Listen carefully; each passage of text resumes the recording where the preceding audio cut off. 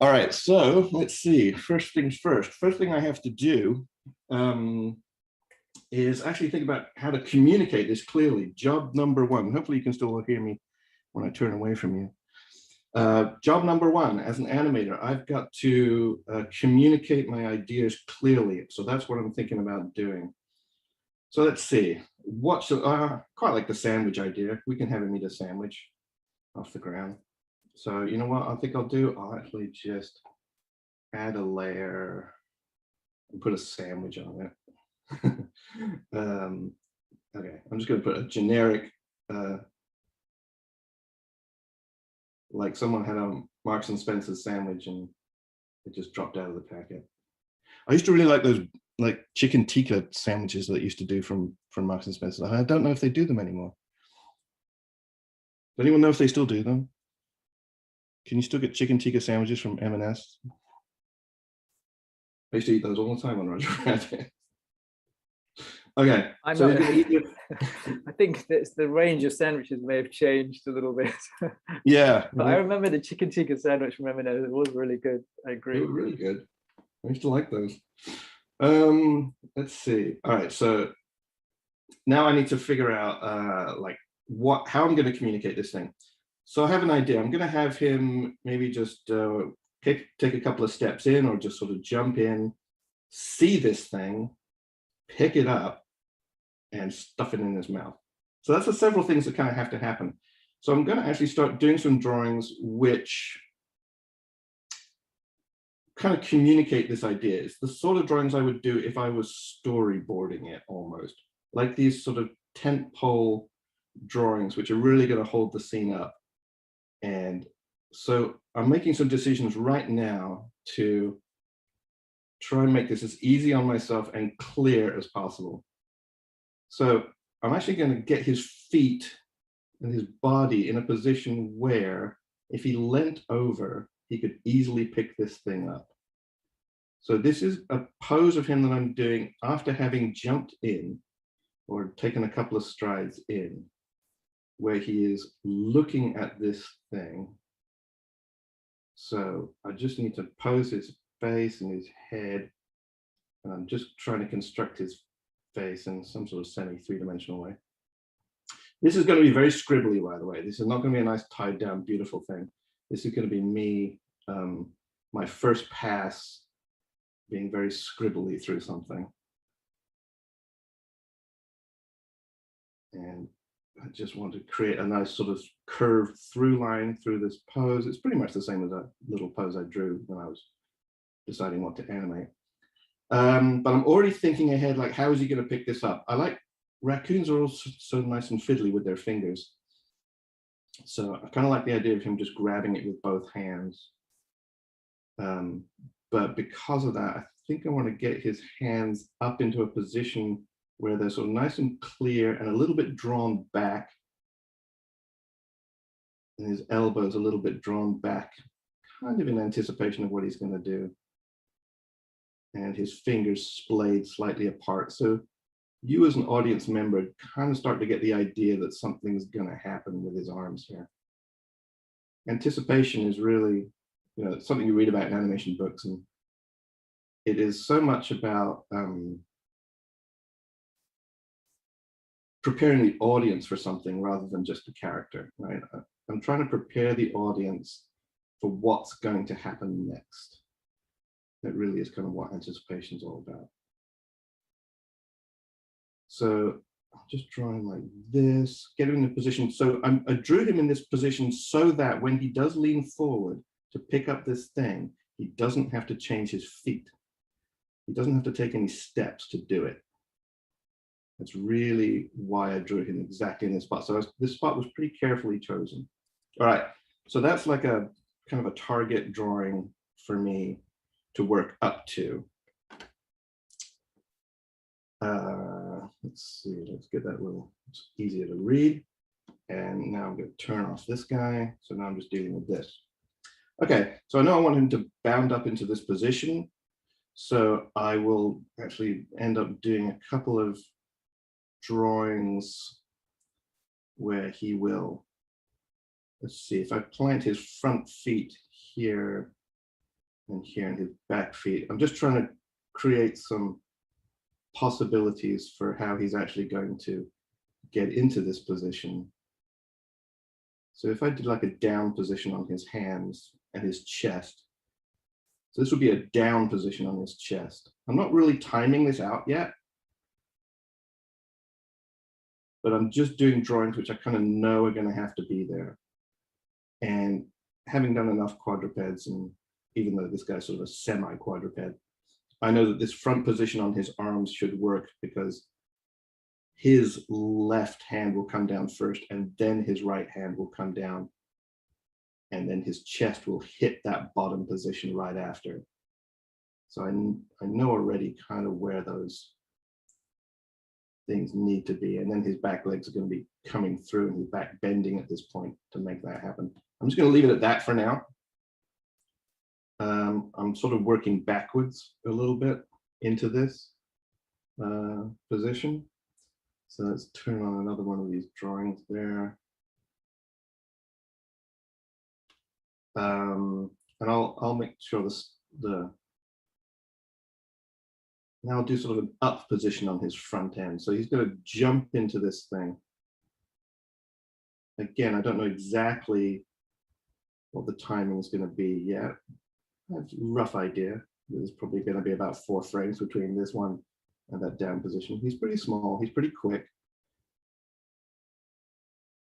But this one, if I have him kind of stretched out, just having sort of leapt off of the ground in a bit of a sort of a bunny hop, then this front leg, the one that comes down first, his left is going to be up high like that, and then they're pretty much together. They're very close. So it's something like that. So it'll be that, and then he'll get into this. So these are kind of my targets, sort of signposts along the way, kind of thing. Let's get my sandwich and pull it out here so I can see it. So again, I'm just choosing sort of random frames to draw these things on. And let's do the drawing where he has actually grabbed the sandwich. I know that has to be there. So if I've done this right, hopefully I can get him to reach out, grab this sandwich with both hands, and get his thumb over the top and make this really. I think if I do it like this, he'll probably have to flip this sandwich over as he picks it up, to stuff it into his mouth. But roughly, I'm going to do that. I mean, I could have him take a little half step. Maybe that would be cute. Maybe have him take a little half step with that foot forwards into this pose, and his hips rise off the ground a little bit.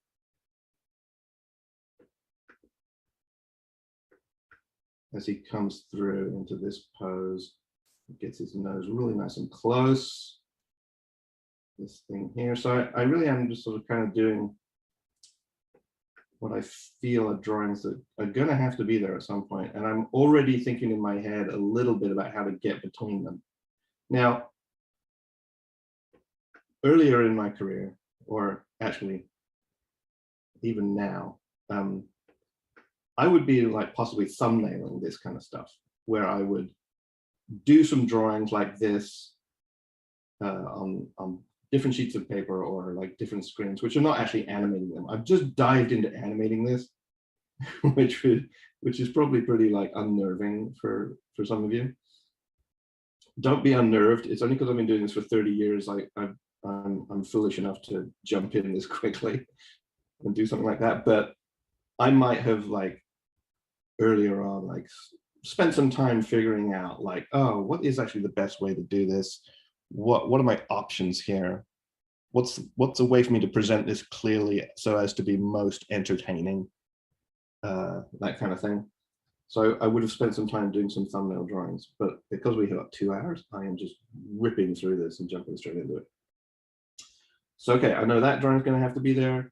Now let's get him into a nice position where he's going to Let's actually leave that one on as well. He's going to get back onto his feet there, and I want to get a really nice, big, open-mouthed, maybe bend his body the other way. With a big open mouth. This drawing is all about this moment before he stuffs the thing into his mouth, right? So he's gonna stuff the whole thing in all at once. So I have to make sure this sandwich is roughly the right size. I want enough clarity in this pose so that I'm going to get a little bit of screen separation between the sandwich and his mouth. This is important, just trying to get that clarity. This is all about being clear. I want the audience to really understand what's happening here.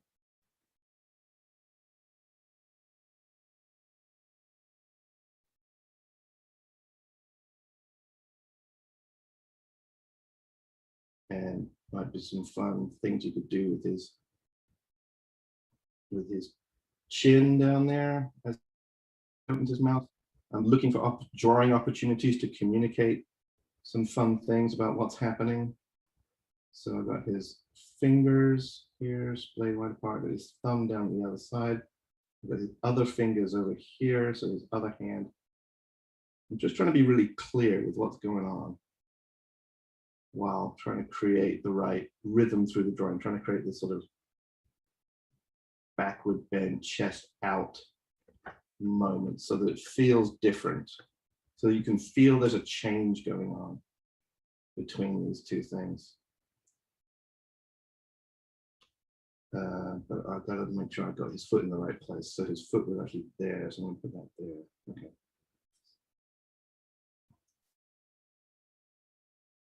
That, I'm not really bothered about the tail. All these things would have to get a lot cleaner and nicer when I tie it down, but right now it's going to be scribbly. So that kind of a thing. And he sort of turned into a dog, but never mind. I would fix that in the tie down, right? If I could do it like a dog thing. Okay, so that's one moment. So now I've got this one, this one, this one, this one, this one. And there might be a little moment happening in between there and there for sure. And then we have to decide what's going to happen after he stuffs it in, which might be the fun part. So let's see, let's actually think about this. This is a little harder. This is a little more, what's actually going to happen here? And how do I communicate that? Certainly, I think just stuffing it in first and getting this nice full cheeked kind of pose where he's like, maybe got his finger still in his mouth, and maybe do a chew and a swallow if we've got time. Maybe if we have time. Let's see, we might have time, we might not. So yeah, let's actually do one. If he shoves it in there, this is going to be the interesting part, so I want to get to it for sure.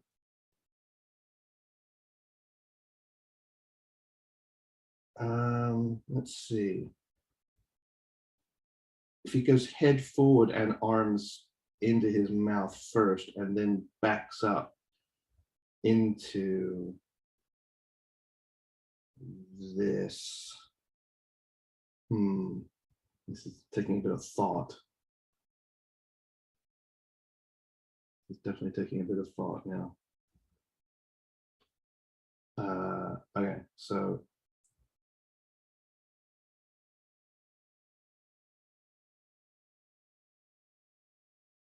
I'm gonna have him pretty much here. This is gonna be an interesting drawing to try and get right. And it's gonna go wrong at the beginning here. It's probably gonna go terribly, terribly wrong for a while. But I just gotta like work at it and figure it out until it's not wrong. Okay, so I want to have this sort of fingers sort of still in his mouth a little bit. Mouth, cheeks completely full of sandwich.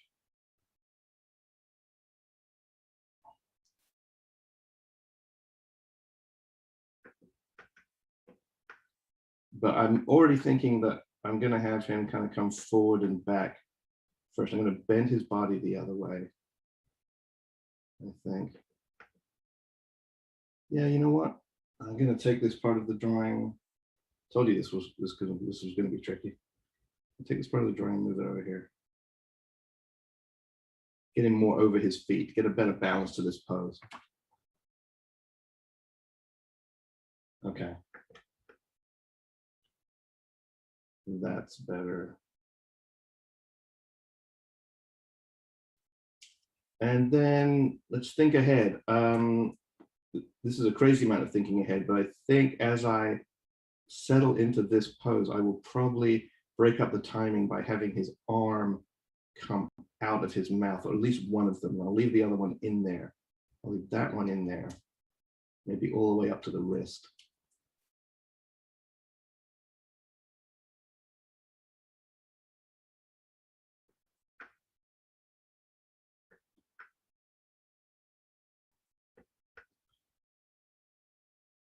Something like that, maybe.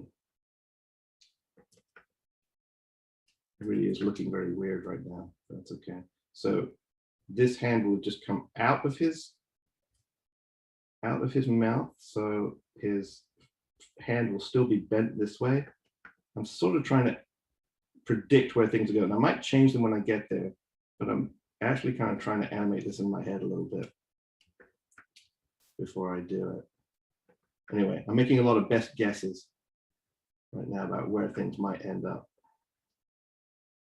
And this drawing looks so weird, so I'm going to take that first drawing of him, or at least that one where I had him posed, and kind of just see if I can just compare it, make sure he's not getting completely out of whack.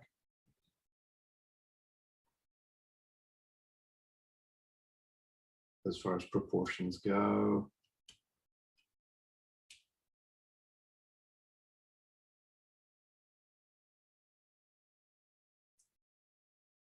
Cool. He will chew. He'll take both fingers out, I think. He'll chew. He'll probably swallow if we have time, and then look at the camera with a big, goofy smile on his face or something like that.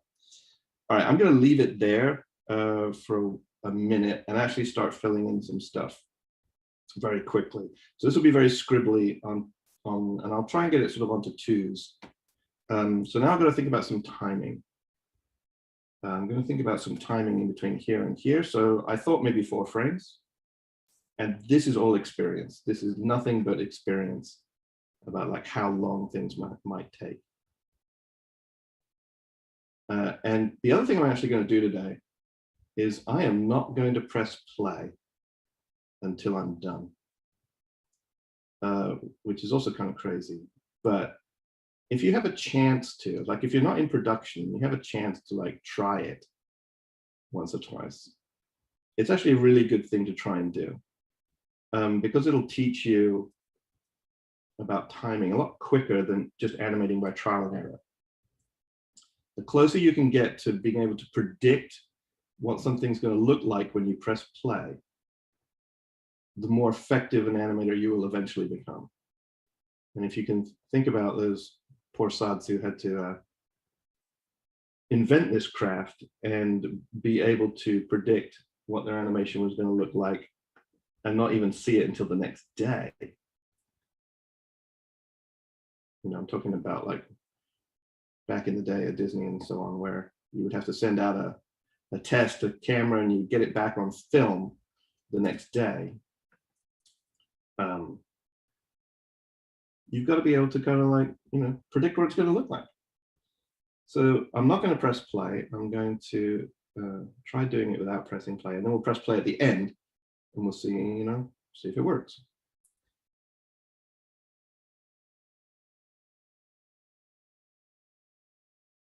Okay, so I'm just fleshing out these drawings just a little bit. enough that I can just get something really scribbly down there. And then I'm going to get this thing at least onto 2s. I think better on 2s than I do anything else. I'm having him sort of lead with his nose here. It's going to be coming down like this. So his head's actually going to be tilted down even more than it is on the next drawing, even more than it is on this one. But you know what? I'm going to cheat a little bit and pull these heads together, at least so I can get a little bit more consistent, and it won't take me so long to draw it. So once I roughed out where his head was, but now I'm going to tilt his head sort of in place while I'm here, so I get the right angle on it. But at least I'll get like a bit of a head start on proportions and stuff like that. And it's the sort of thing I would do when I'm tying it down, like much more accurately, and get this thing really accurate as far as proportions and stuff goes. But for this first super rough test, that's okay. So yeah, he kind of comes down with his nose first, and then his head starts to tilt up. So it's the opposite of actually doing, you know, something floppy here. He's actually not floppy at all. He's got quite a lot of intention and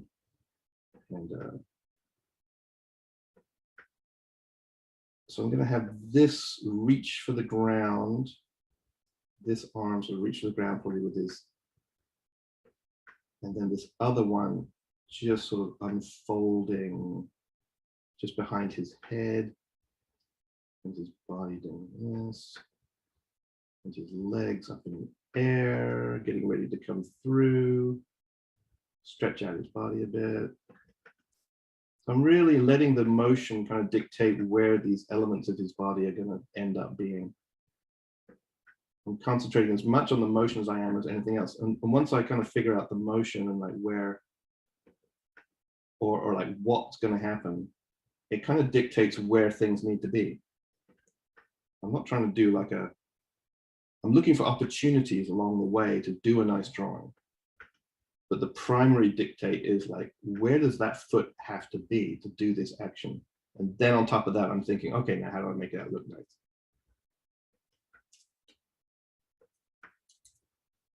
Okay, so that's that on 2s. You know, if I work backwards a little bit, let's see. Let's bring this out and give him another couple of drawings in there.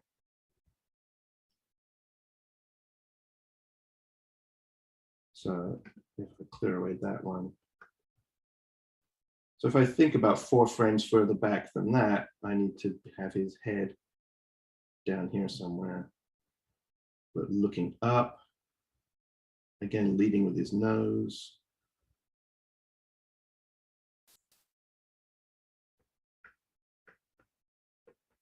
And that foot will be on the ground there somewhere.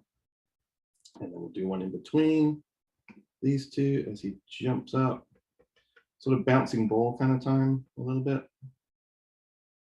Following that arc through there, and hopefully this should actually hook up nicely with the spacing. So I'm looking at the spaces between these drawings as much as anything. Just like how, and I think he'll just have his fingers just peeling off the ground at this point, and the other hand will be coming through that. This is rear end is on the ground back there, but that kind of thing. It's going to go really fast, so I'm just going to like very scribbly just put it in like super fast. Scribble, scribble, scribble. Okay, and then we'll give him a couple of, we'll give him some blank frames to deal with as well before he comes in. So that's that one. And I'll just give him a blank frame. There.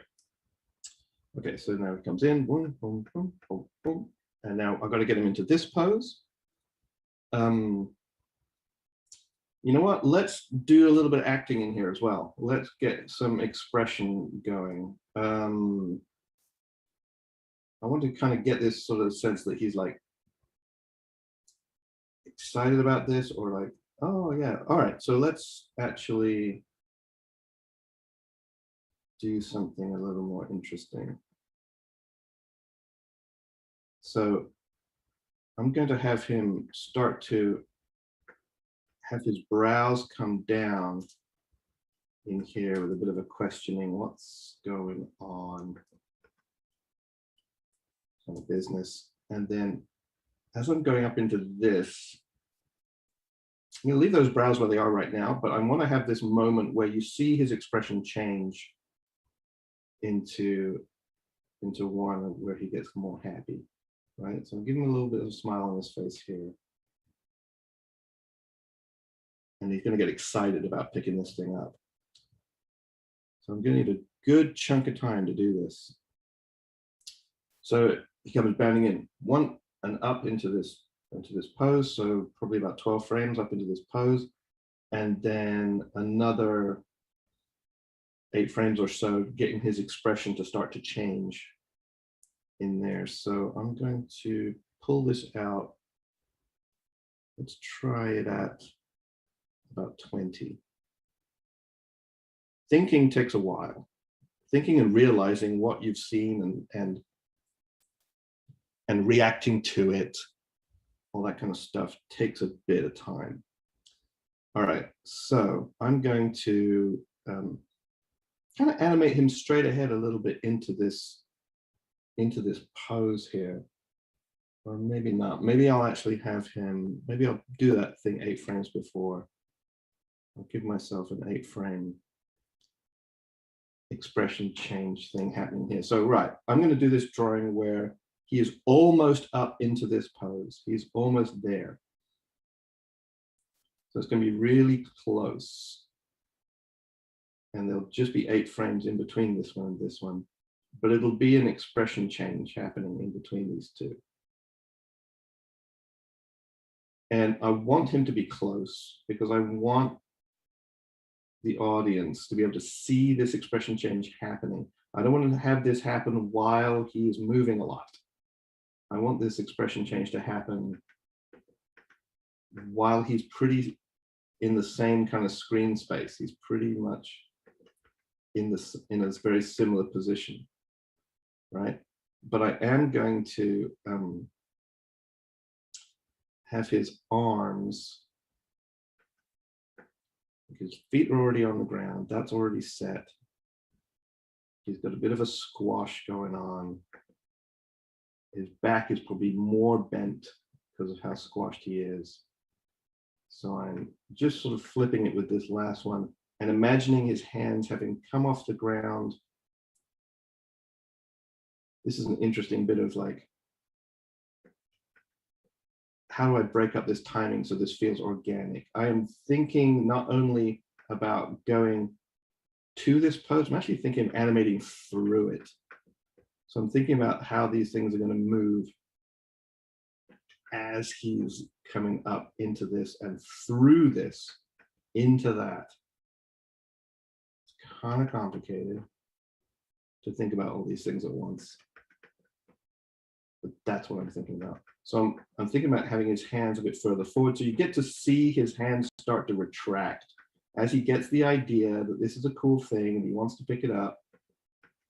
His hands will start to retract and come back a little bit. So between here and here.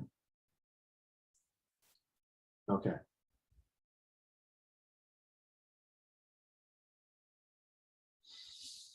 All right, so now I've got 12 frames to get into this position. And I'm just going to go straight ahead on 2s. I'm doing it pretty quick. So he comes down and then leave these on the ground and then get him nice and squished.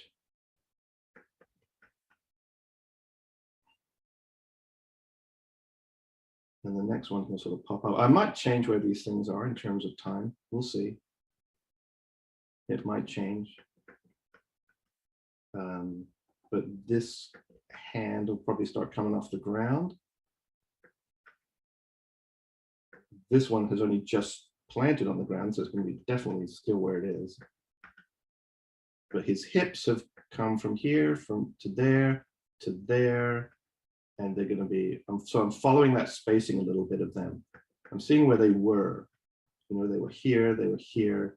So I would expect them to be about here, right?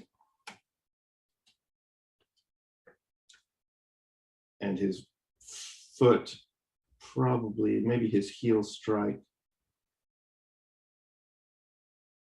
as this hand takes off. And his elbow about there, maybe. It's been interesting as things get all squashed up together. So I want to feel the difference between this sort of stretch here and then this real sort of bunched up squash in there.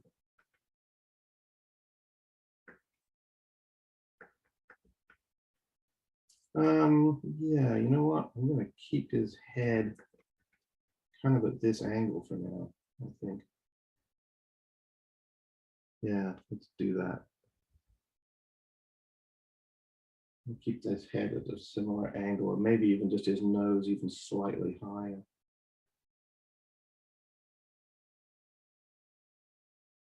As his brows continue to come down, get enough time with this brow down kind of idea before his brows and expression changes when he's at the top of this thing. So he gets nice and fat and squishy. All right, something like that. Yeah, and then his tail, let's see, and if I'm doing his tail right, I'm not doing his tail right. So I got his tail down here. Let's just have it do some tail work for a second. And then his tail following this line of action should be up about there somewhere. So that was totally in the wrong spot. Get rid of that.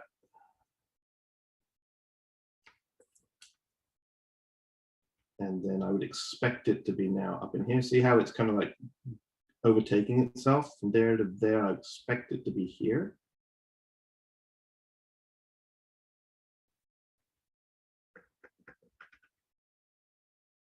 Like that. And then let's keep going on twos. As we get into this one, this might not be, this may be 8 frames, we'll see. We shall see. And then I'm going to start favoring, but arcing, I'm still arcing around his nose. See how his nose is coming in? This path, this little sort of roller coaster path around there. I'm going to keep following that path. I'm getting a little closer to this top one. I'm going to keep following that path around there. Again, I'm going to just, I do this on heads a lot because, you know, they're hard to draw. I'm actually going to reposition it. Now I know exactly where I want his nose to be. I just, oh shoot, I did that wrong. Now I know exactly where I want his nose to be. I can put those there and actually in between that a little bit in place. You know, this is so much easier in CG, right? You don't have to worry about consistency. It just happens.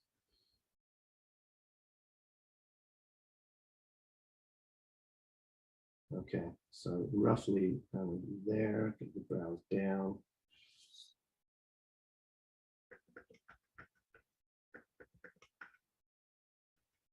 And then this foot's going to be down. And probably that one too, actually. They'll probably both be down. And this one having just his fingers having just lifted off the ground.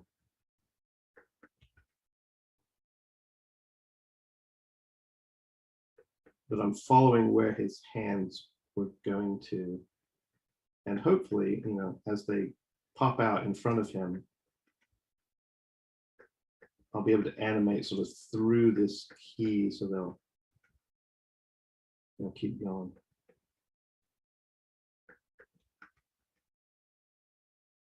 Okay. So butt down on the ground. Nice and squished.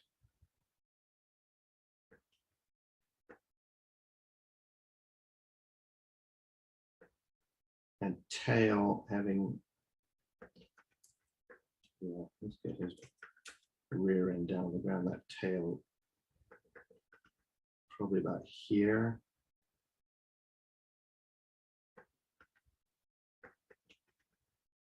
And his hand coming up there. This is a really weird part of the lecture for me because I'm just sort of talking to myself in the middle of my house.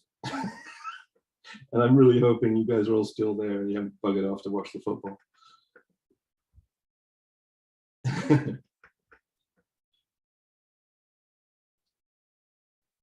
Okay. Yeah, all right, and keep going. Just get there. I'll get it close. I probably won't do all the in-betweens to get it in there, but I'll probably get it close. I'm still going to favor this one in here. This is where I would start actually from this point on thinking about charting it, probably. A lot of these things are pretty, unique as far as drawings, and it would be hard to chart every single part of it and go like, oh, explain to someone following you up what you want them to do. So that's really what charts are. They're just a method for you to explain to someone else where to put drawings.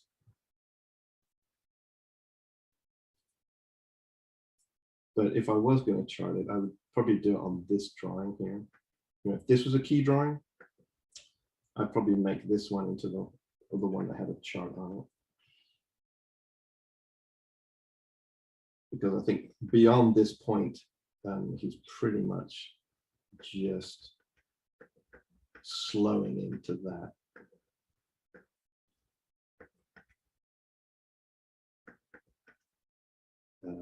Yeah, so I'm gonna get his hand out there. It's probably still traveling that way before it comes back. So things, they're not all changing direction at the same time. Trying to get a bit more organic than that.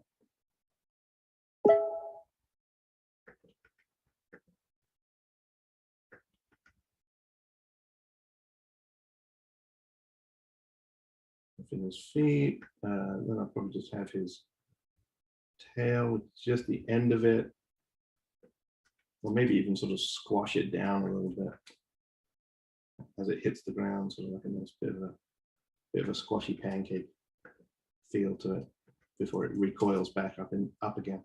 So even though this is super scribbly, I am thinking about the more subtle aspects of it. They're just not, they're not accurate yet, but I'm thinking about them.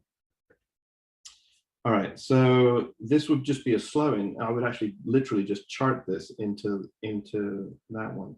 Like I would actually do 21, 23, 25, 27, halfway, a third. So each one of these spaces gets progressively smaller than the last one. So I would do that. So yeah, this would just be sort of a halfway thing. Give yourself enough time to really sort of see, this eyebrow expression thing. And then his hands, yeah, I think I would probably, let's see. Yeah, I could have them slow in at the same time. Yeah, it's probably best if I do. I have them slowing at the same time. It's probably okay for everything to be slowing in on this. It'll be quick enough.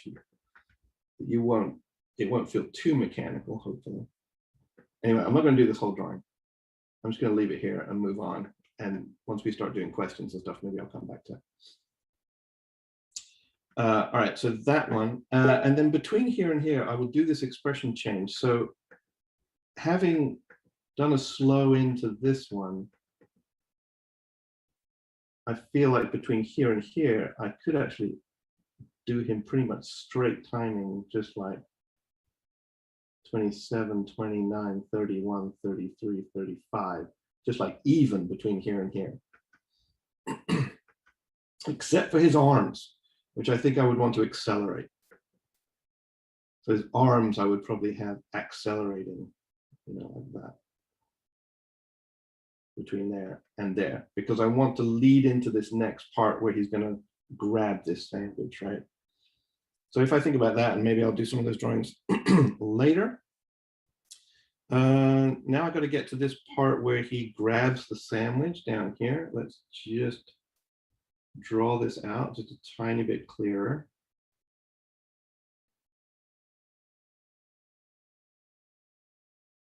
And I might even open his mouth and be a little smiley about it.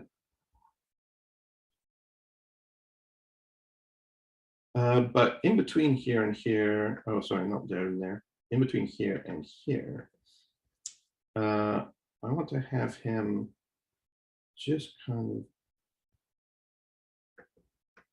take an extra anticipation, sort of rise up just a tiny bit.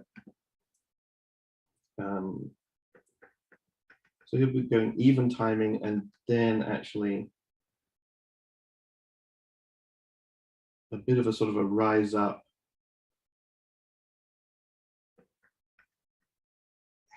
Hands out. Now you see why I accelerated these hands? Because now they're going to come up here. They're going to come up all the way up and get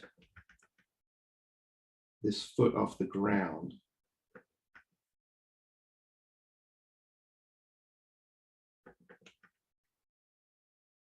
And really get big with the expression.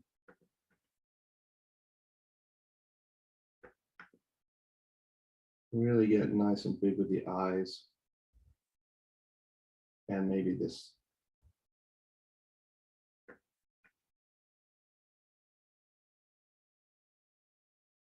It'll just sort of be this rising up expression change. Fingers out.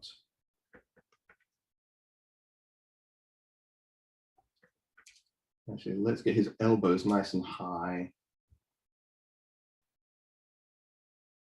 And see his fingers kind of spread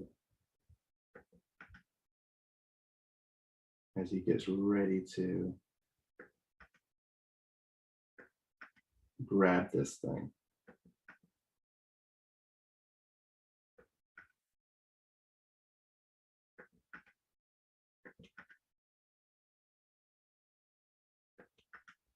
And get his foot off the ground. Boom.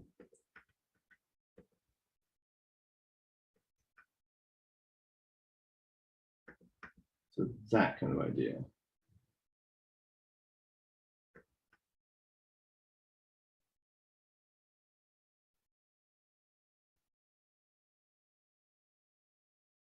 Okay. So yeah, about 4 frames later, I think, on that. So he will accelerate into that. I think this would be, yeah, it'll be kind of quick.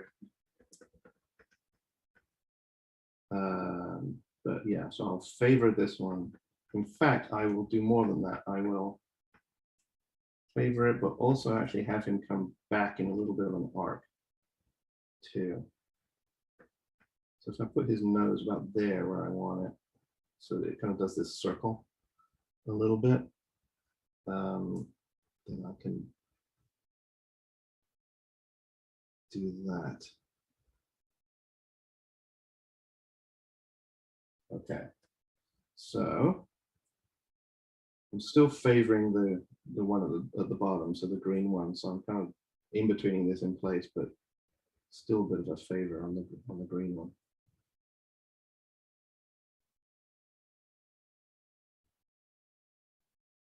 And when I would tie stuff down, I pretty much go kind of in a similar order to doing this, like doing these. I would do these drawings roughly in the same order that I'm doing them now, as I would tie it down, and just doing this process all over again, but much, much, tighter and more accurate, right? So I know this is accelerating through here. This elbow is accelerating through there. So I can actually, I think, if I want, space this more evenly than the rest of him, I think. This is almost like his hands are kind of going first, His hands are eager. So I actually think maybe this hand might, this is an awkward one, but his fingers might actually be sort of behind his muzzle right there.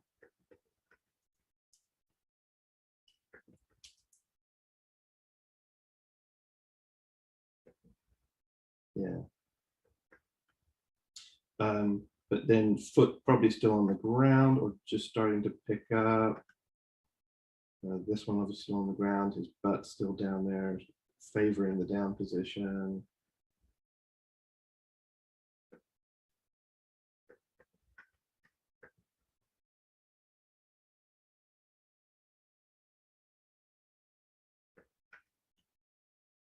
Okay. And then I'm probably going to need much more than 4 frames to get from here to here. I'm probably going to need a good 8 at least. Maybe more. Maybe 10. Let's try 10. But again, these are kind of like targets that I'm setting for myself to get to, and then I'm going to like pretty much animate up to them.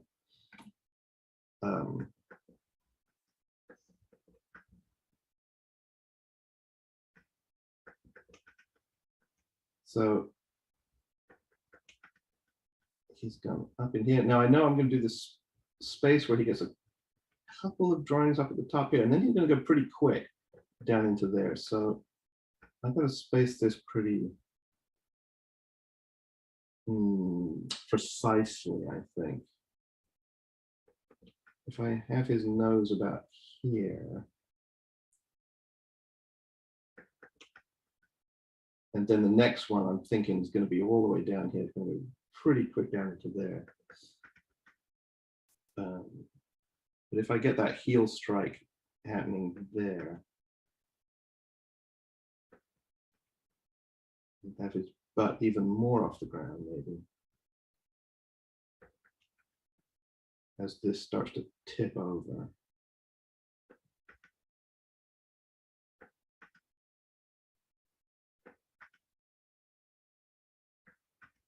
So you get to see that knee straighten out a little bit as he reaches for the ground. I'll have his tail just kind of like pick up off the ground just a little. I don't want to draw attention to it. I don't want to have like the audience kind of go, what's going on with his tail? I don't want to look at the tail at all. But I really am going to sort of lead with the hands almost. So I'm going to get his hands pretty far out in front of him.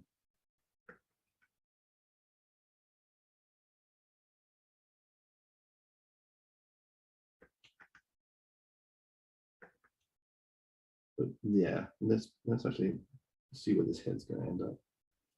Put his head there, put his nose there. And then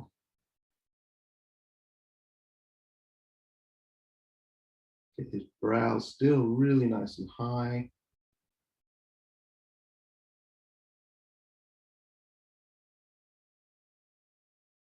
And it is 5 to 11 where I am in the morning. So we're almost done with the 1 hour. So let's start with some questions. If you guys have any questions, maybe we can get Alex just want to start reading some of them out.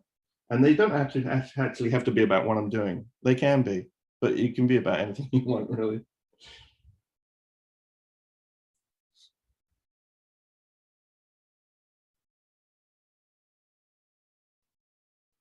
Let's see. So someone want to read out a question to me from the chat? Yeah. So, okay. We have a few questions. So let's start from the beginning, James. So just to confirm, what program are you using? Oh, I'm using TV Paint right now. You know, I've used Harmony before for certain things, like Klaus was animated in Harmony. But yeah. This is TV Paint, which is pretty like standard, and I like it because it's pretty intuitive. And do you recommend anyone in particular, or? No, not particular. I like using TV Paint for this kind of thing because it's a simpler, slightly smaller program than Harmony. It's less ways to get lost in it. But obviously you can't do quite as much as you can in Harmony. There's less sort of manipulation tools. Okay. In TV Paint, but it's really, really good for just doing like regular old sequential animation, like you were doing it on paper. Okay, and do you think that 2D animation is easier than 3D animation? No. I think 2D animation is probably a little trickier than 3D. It all depends on how your brain works, right? I mean, every animator is a little bit different. But, you know, hand-drawn stuff can be, you know, it can be tricky because you got to be able to Yeah. draw it at the same time as you're animating, right? So that can be hard. Maggie then was asking, how did you get into animation? How do you think it's possible to get into animation without any experience or background in it? Well, I was pretty much self-taught. So for me, it was a question of teaching myself how to do it, where I started from books and just started experimenting. I mean, the great thing about you guys right now is that you've got such access to different tools and stuff which were just not available, you know, back when I was starting to do this. So I had to like get a Super 8 film camera and point it at the ground and draw some stuff on paper and start shooting it, and didn't see it till the next day or even a week later. But you know, the great news is you guys can just get a piece of software and just start playing with it.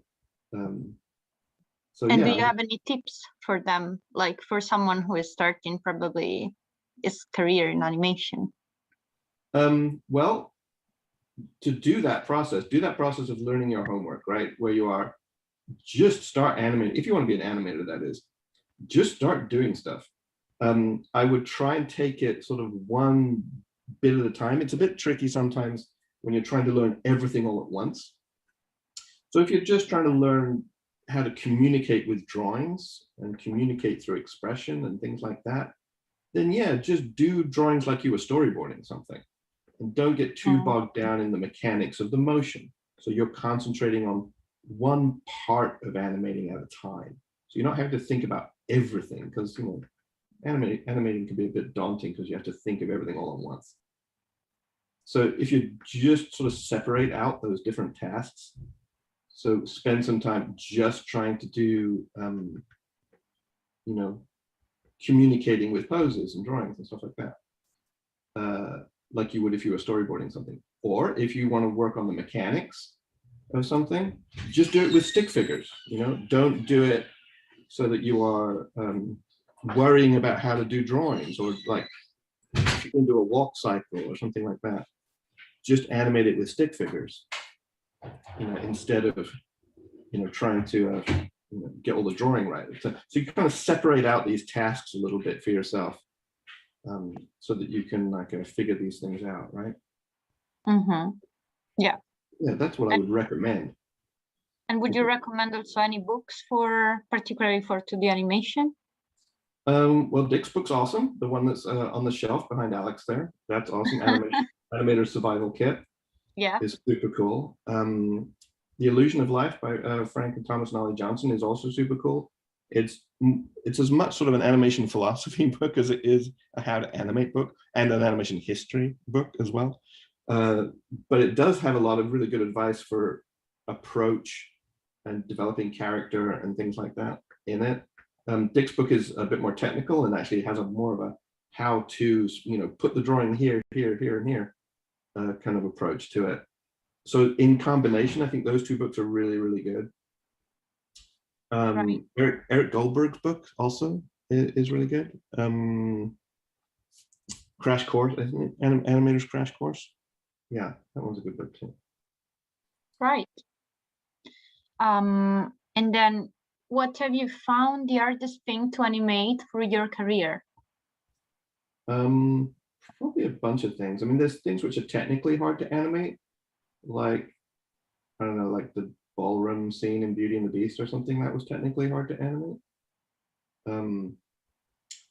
But there's also things which are sort of emotionally hard to animate, doing something that really feels truthful and honest, which is like a real moment of, you know, sadness or grief or, you know, something like that. Those moments can be hard to get to feel honest and get to feel truthful, and so you're not overdoing it, so you're not over animating something, and you're trying to be truthful about it, and that takes being able to access the actory side of yourself as an animator. Animators have to be able to do all sorts of things, from the very sort of facile and cartoony and just sort of jumping around, like pointing at stuff kind of animation, where you're acting a little bit more like a circus clown or something, all the way up to like serious, honest performance, where you are actually trying to convince people of real emotion and real moments and stuff like that. And they take kind of a different set of skills. You have to be able to, for that latter one, you have to be able to understand what a real actor does to come up with like honest performances. And you have to be able to do that part of the process, that part of the acting process, at least in your head, even if you're not doing it with your own body. You've got to be able to do that part of it at least in your head, so that you can then translate it into an animated character. Okay, I have here one anonymous attendee who actually wanted a piece of advice. So he said, I'm currently writing a story which I plan to make into animation, and I have no idea where to begin. To make things even more difficult, I'm way out of practice with my drawing skills, and I'm not sure whether it will be best to complete the whole story first before I draw the character. I would love to get your advice. What would you recommend, James? I usually find if I get stuck creatively, I do need to kind of change my input or change my attack. So I would actually recommend, if you feel stuck at any point, starting a different part of the process, like trying to draw some characters, and just be gentle with yourself. If they come out crap the first time, that's fine. You will have gotten rid of some crappy drawings, and then you can move on. And it took me a good 2 or 3 months when I started on Spirit, doing bad drawings of horses before I got confident with the anatomy and with like okay, I'm starting to get this now. But just forgive yourself that in that part of it. It's gonna be all right. Okay. Great. Then having worked together, so I wonder who this might be. Is that you, Alex? Anyway, what's one thing you have learned from each other? I'm not sure. You mean what's one thing I have? Wait, who asked that question? I don't know. It's anonymous attendee, so I'm wondering if it's Alex. I'm not sure. So maybe we can skip this for now. I don't know. I will say that I learn stuff from other animators all the time. For sure. Especially like going from project to project, you have to kind of sometimes do a bit of a gear shift, where it's like, oh, this project is a different style. Right. So gear shift. How was it like working within the production of Who Framed Roger Rabbit? And so what's your thoughts about CGI nowadays for upcoming movies like Space Jam 2, for example? That's a big question. Yeah. Well, working on Roger Rabbit was super exciting, scary, daunting, just because it was my first job, and but just unbelievably exciting, just for being on a film. That was really, very, very cool. And I just learned so much. I learned way more just being around other professional animators for the first time and seeing them work. It's part of the reason I like to do this. It's just like having the opportunity to just sit down and watch somebody do it was so valuable to me when I started working. It's like, oh my gosh, it's slightly different than it is in books. When you actually get to see someone like try and figure something out. So yeah, that process was really useful to me. And that's what I really got a value out of, like working on Roger Rabbit, for sure. And just trying to learn my craft for the first time, trying to learn the right approach to things. I did nothing but eat, sleep, and animate for about 10 months. Okay. And then someone also in the chat was asking, what scenes did you animate in Beauty and the Beast, and what challenge did you came across? Well, I was supervising Belle on Beauty and the Beast. All right. So, you know, I was doing exclusively her. I did a bunch of the opening song. I did a bunch of the reprise song where she comes out of the house and goes out into the fields and does her Sound of Music bit, you know, on the hillside there. I did the ballroom scene as well, and just a bunch of other shots of Belle throughout the movie. There was a crew of people working on Belle, but so I was supervising them badly. I will say I was supervising them badly because I was 23, I think, when I did that, which is probably a little young to be supervising a character like that. Well, all experience. Exactly. So yeah, so that's stuff I did on Beauty and the Beast. I wanted to do more, but I got very stressed out because it was my first job and I got sick, and I had to kind of like, I wanted to do like the part where, you know, the Beast kind of like dies, or, you know. Okay, and Yeah. and do you have any advice so on what to include in a portfolio? So if someone is looking for his first job in animation, what would I mean, you definitely, recommend with it? I would try and a couple of things. Try and sort of tailor the portfolio to what you want. You know, like don't just send out the same portfolio to everybody. You know, like if it's a, you know, a particular type of show that you're trying to get a job on, then put in the work that most reflects what they're going to want on that movie or on that show, right? And have that sort of upfront, you know, on your portfolio. Don't make your portfolio too long. Definitely put the best thing you've ever done first, as long as it's appropriate. And also, I would say, try and do stuff which is also has the feeling that it's telling a bit of a story. That, you know, if you're doing character design, for example, don't just do characters just standing there.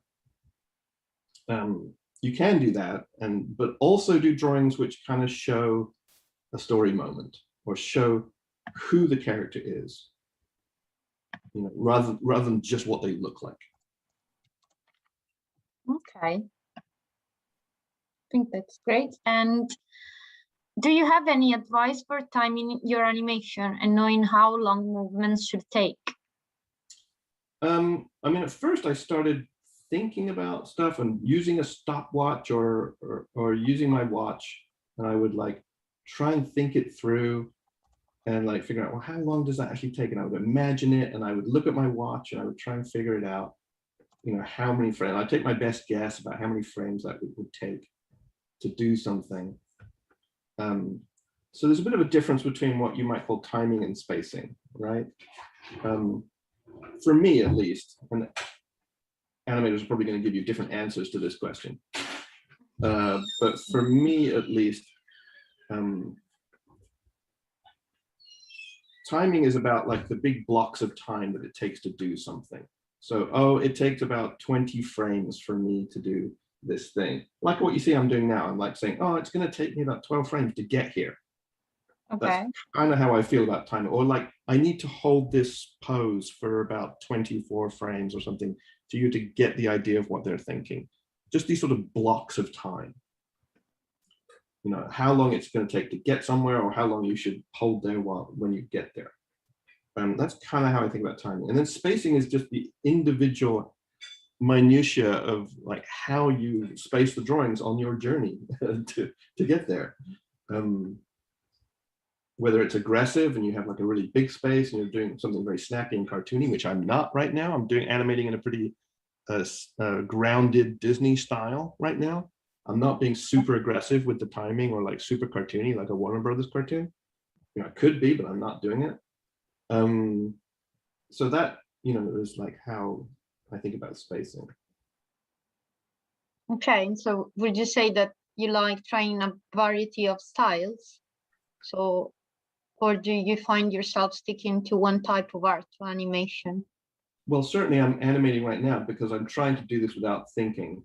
So I'm animating right now in a style that I'm most comfortable in, Okay. which is that sort of grounded sort of Disney style. I do enjoy doing much more cartoony stuff, but I have to really think when I'm doing it. I have to like concentrate and like make myself be more aggressive with the spacing and the timing and things like that. So I'm not being too languid, with things. Okay. And is there anything you haven't tried in animation yet, or that you would like to try? I don't know. I mean, there's certainly films I wished I could have worked on, which I didn't get to work on, but I wish I could have worked on like The Iron Giant or something, or Lilo and Stitch would have been fun.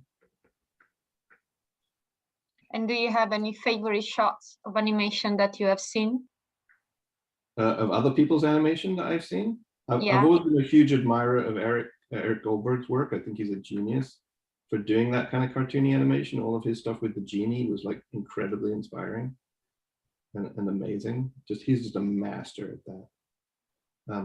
I like Sergio Pablos' work a lot. I liked his work on Treasure Planet. I thought was really great with Dr. Doppler. I thought that was really very well done.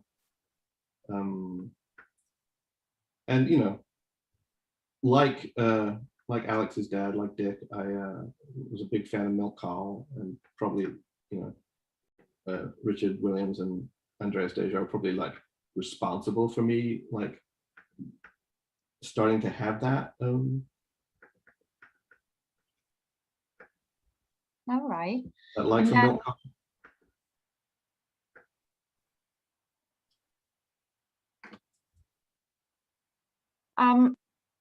I have Jake here that says, I'm a huge fan of your work, and my favorite scene of yours is the Beauty and the Beast ballroom scene.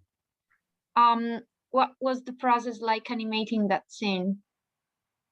Well, they did the computer animated camera move first, right? So they had the computerized ballroom model, and they planned out the camera move for it. So in some ways, it was a little bit like working on Roger Rabbit, so that I was animating on top of a pre-done camera move. But instead of a live action camera move, it was a computerized camera move. So what I got on my desk was a whole stack full of paper printouts. So they printed out a wireframe model of the ballroom and onto paper. So there'd be like 400 sheets of paper or something for this big camera move where it's sweeping down from the chandelier. And they also had a stand-in bit of geometry for Belle and the Beast, which is very sort of rudimentary. It was like a sort of a pepper pot shape for Belle, and just like a big brick for the Beast. And they were just gradually floating across the floor, not in any particular choreography. But it was good for me to see for basic size, like how big the characters were going to be at any particular point. But they weren't really exactly where I was going to put them. But at least I had a little bit of help trying to place those characters into that shot. Then it's really a question of trying to plan out the action very precisely, because unlike a lot of animation, when you're doing a piece of animation like that, you've got to know, you have to commit to the frame something is going to be on, because you can't really change it later very easily. Once you like decide what's going to happen, you have to kind of commit to it. So I would like figure out what they were going to do. We had a couple of dancers that showed me like the basic, what type of steps, would be suitable. And I knew I wanted him to spin her out one direction, and then have her come under and spin the other direction, because I really wanted to do that crazy Sleeping Beauty dress thing where the dress wraps up and then unwinds itself. I just wanted to do that.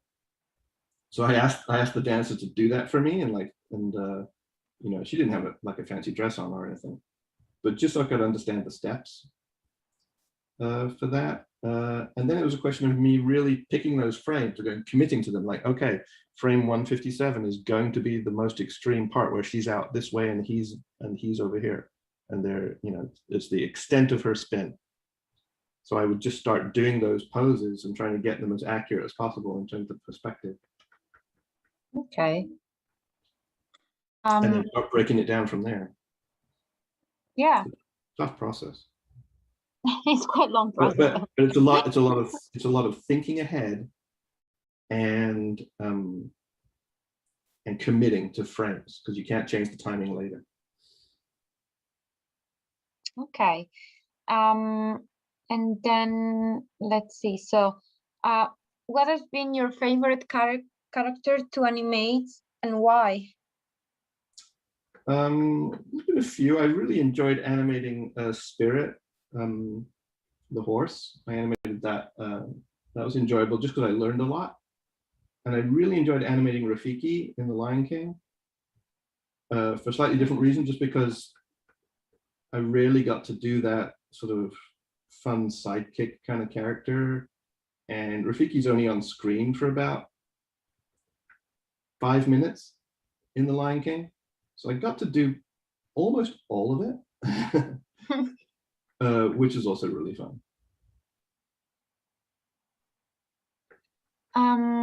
And do you have any tips to keep proportions in animation?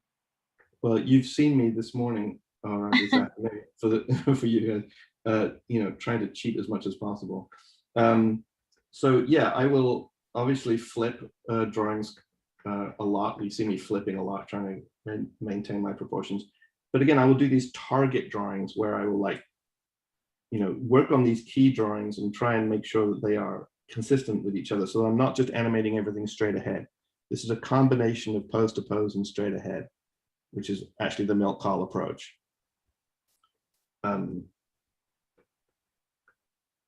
So I would do, how do I say this? Yeah, so I would try and do these key drawings and make sure they were consistent enough. And then when I'm breaking them down, yeah, I would just use little tricks like shifting and in between and stuff, in place. So I get these drawings closer together than they really are, in order to maintain that kind of consistency. Okay. And do you have any advice for approaching long shots? So, for example, over 20 seconds, and would you work through the whole thing in one go or focus on a bit at time? Yeah, if it's really long, I tend to break them up into sort of bits, but I'm always trying to be conscious of the shot as a whole, so that I'm not doing anything that's going to, but I do try to tend to break them up into manageable chunks, of like 5 seconds or something, but I would plan the whole thing out first, plan it all out first, but actually working on it and working through it, I tend to kind of go in chunks. Like you see on this one, I've really ignored the end of this shot. I have a rough idea of what I would like to do if I'm going to do it, but And do you have any exercise or techniques that you use to practice? No, I don't think I have any exercises that I use to practice other than just animating. That's kind of what I do. Is just keep animating until I get better at it. But like I said, it's good to kind of try and sometimes isolate the skill that you're trying to practice more of, so that I'm not, if I'm just trying to practice mechanics, then doing it more with rudimentary stick figure type characters. Okay. And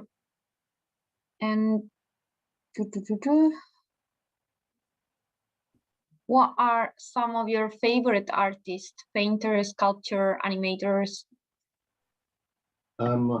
Let's see. I like Klimt a lot, and Egon Schiele a lot for drawing.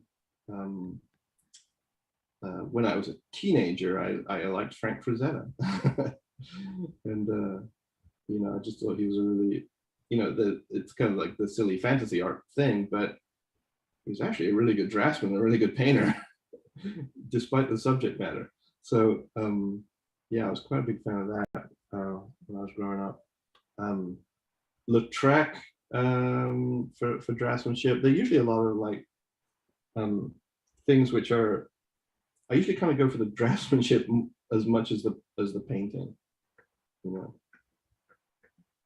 But if I had to just pick my favorite artist, it'd probably be Clint, I think. Okay. And let's see, what piece of your animation are you proudest of? And what do you like about it? I don't know.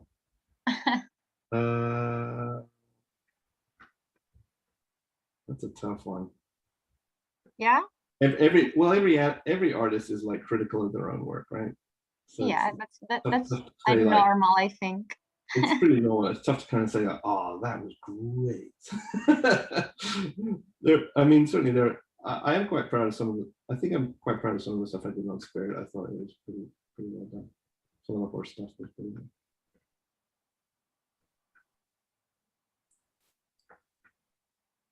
You guys probably weren't even born when that was made.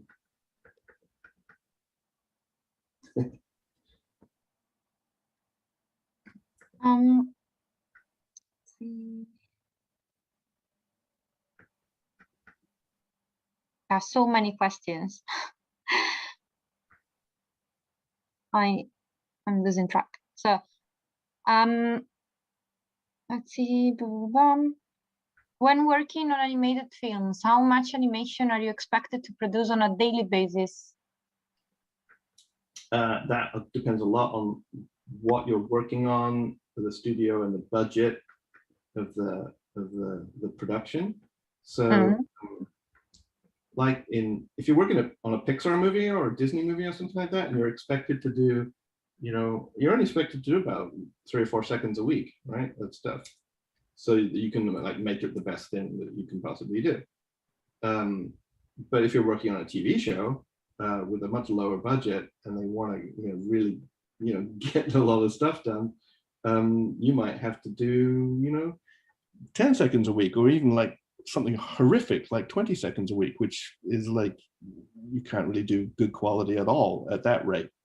So you kind of have to find ways to work in a more direct, simplified, limited way to animate at that kind of speed. So you're not putting some nearly as much nuance or anything like that, you know, into the animation.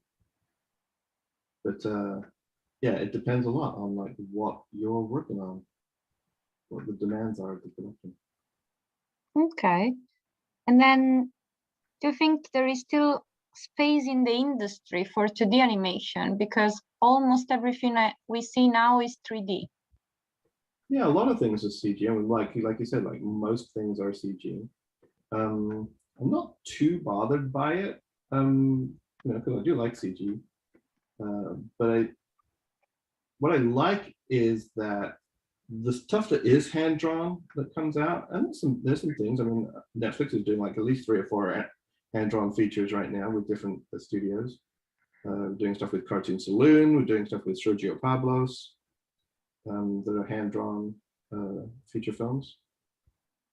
What I like about that is that it's kind of special. It's kind of like, it's not like the normal way to do, or like the go-to method for everybody right now is not automatically CG. And I kind of don't mind that. It means that when you get a piece of hand drawn, it kind of is more special somehow. It's a bit more unique. In the way that sort of stop motion is, you know, it's like a special thing rather than just like the normal thing. And you also find that the crew that gathers to work on something like that are absolutely amazing. The crew on Klaus that I worked with, I don't know if you guys have seen that movie at all, but it was literally the most talented crew I've ever seen on a hand-drawn film. Just the strength and depth of how good everybody was. And it was interesting because there was like me and Charlie Bonifacio and a couple of other old timers and a couple of people in their 40s. And then everyone else was like 23, 25, you know, there was this big gap. And the rest were all like kids out of school who really, really wanted to do hand-drawn. And because they really, really wanted to do it, they were going to find a way to do it. And it meant that the people that ended up on that movie were very, very committed and just really very good at it, because it's not the normal thing to do. So that was very cool. That was very, very cool. Great. And so Joao is asking, do you have any plans of directing future films? No concrete plans. I like animating a lot. For sure. I mean, maybe one day, but I like animating more than anything. So I'm going to open his mouth even wider now that I'm here. I did this thing on the way up, but you might have noticed that I saved the big opening of the mouth until the very end, so that he kind of got up there and then his mouth gets really big. So you could actually see it happening. It's another one of those things where I want the audience to really see the change happen. Right. Do you have any tips on camera angles, movements in animation? Just to be clear, as much as you can, to not get sort of carried away with camera so much that it distracts from the performance or the acting. I think is, you're telling a story with the camera as much as you're telling a story with the characters, right? So that's definitely the first consideration. There's, are you telling the story correctly with the camera? And the choice of shot and the angle that you're picking. If you're asked to animate something, if you're asked to draw something from a particular angle, which is tricky,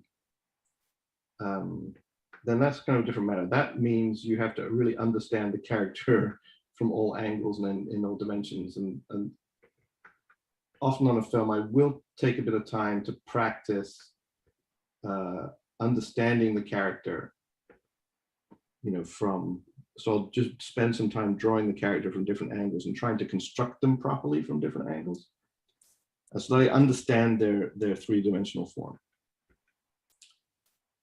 Okay, let's try and do this tricky bit where he is stuffing this into his mouth.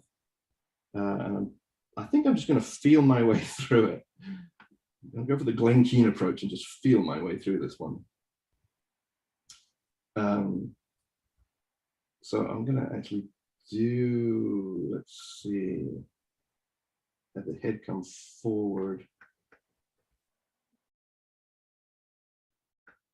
And having closed on the sandwich with both of his hands like into his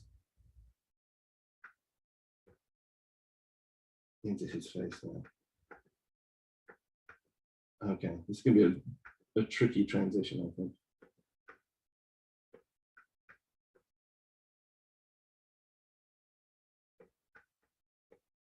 But I'm keeping his back straightened this way, and then he's going to collapse into that way. We'll see how that looks.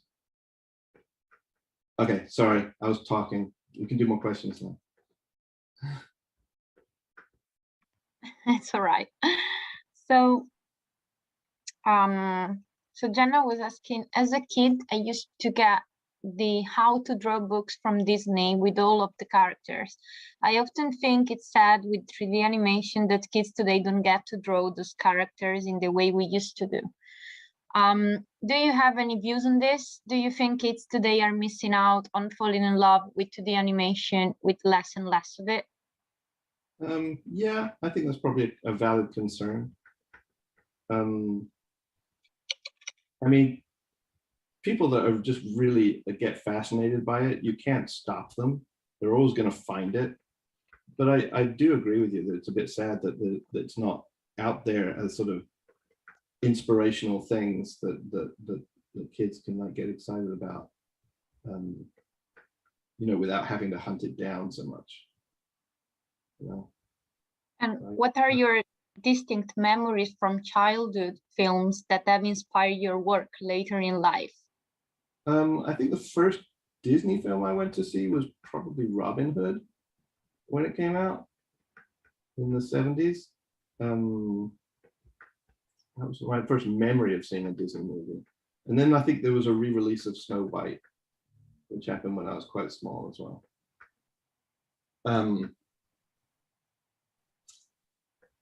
So yeah, I have pretty clear memories of those. I came home and I started drawing Robin Hood characters, I think my mom told me. No, I'm sure they were That's nice.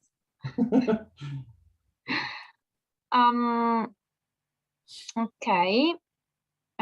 Do you think there are differences in the animation techniques of Studio Ghibli and Disney? And if so, what? If there's different techniques. Yeah, I guess between like Studio Ghibli and Disney. I think there are. Well, sure. I mean, if you work at Disney, you pretty much know that you're going to be working on a Disney film and all of that, what that really entails, right? That you're going to be doing something which has to sort of fit into that legacy. So it's going to be a certain type of story. It's going to be a certain type. There are going to be certain types of characters and a certain style of filmmaking. Ghibli, at least under Miyazaki, was much more of an auteur-driven studio where it's just like one filmmaker's voice, you know, Hayao Miyazaki's voice that you get to hear, and his style of filmmaking, which I love, by the way.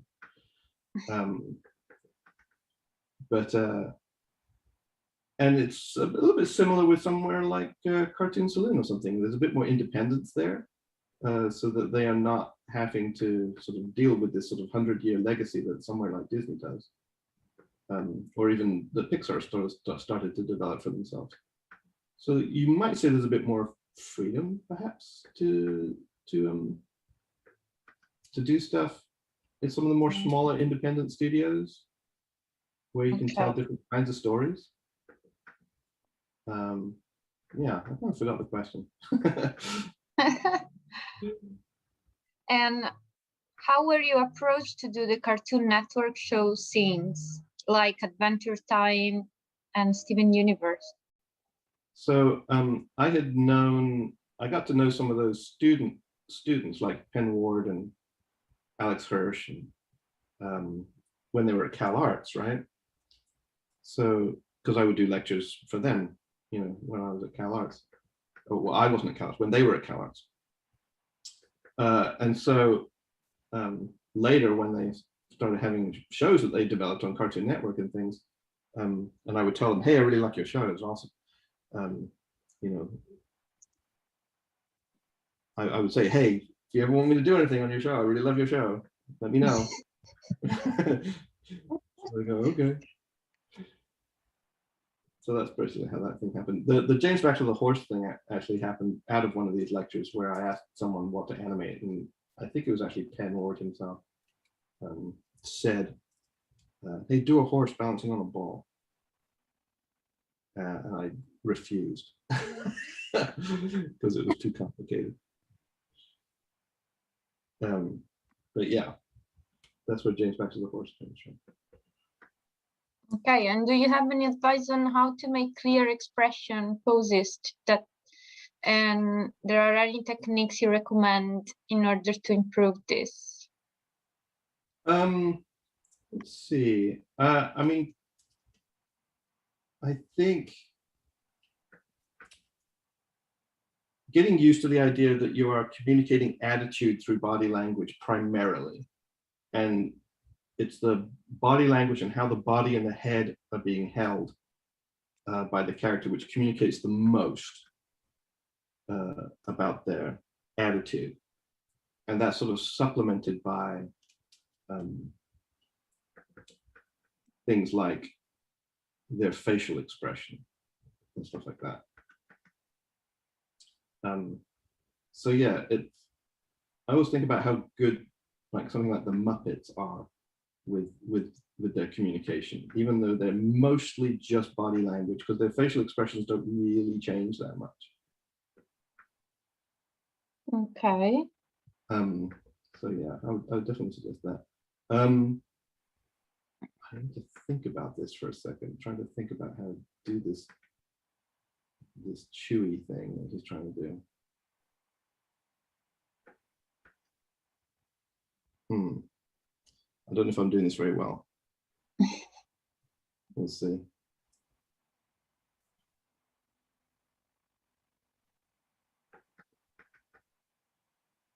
We shall see. Okay, yeah, sorry, keep going. That's all right, no worries. I'm kind of just doing like his head kind of going in a bit of a circle here. But I kind of feel like I have to figure this out. I'm having his head kind of go in a bit of a circle while he's chewing this thing.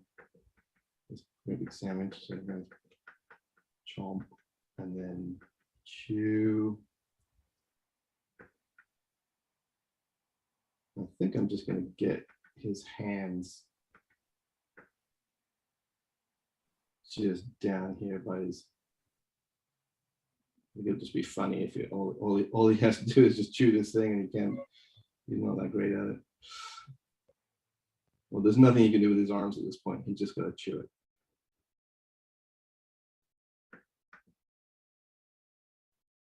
Yeah, sorry, go ahead. That's all right. Was it tricky, the transition from paper and pencil based to the new tablet and electronic pen? It wasn't that bad. It feels a little bit like the difference for me, like for those of you that have done a bunch of drawing on paper, it's a little bit of like, feels like you're kind of signing the back of a credit card or something. It's slippery, you know. And there are things you can do. You can put surfaces on, and you can get like the right nibs on your pen. I've done all that, but it still feels a little bit kind of slippery and not tactile, like a real doing a drawing on paper. You don't get that sort of resistance and tooth, you know, that you get while drawing something on a piece of paper. Okay. So yeah, but it was fine. It was all right. Not bad. Good to know. And with industry standard programs like Toon Boom being so expensive, do you find that knowledge of the specific software to be really a requirement for getting a work? Or could you get by with knowledge of fundamentals and a decent portfolio real? Yes. Yes, okay. I mean, places like, you know, Jamfield or Mercury or someone like that in Canada, you do a lot of like things in Harmony. If they can see you're a good animator, they'll spend some time and they'll teach you. They'll teach you. They'll just do a little. And they have, you know, not internships, but they have like entry level training program stuff that they do there. Okay.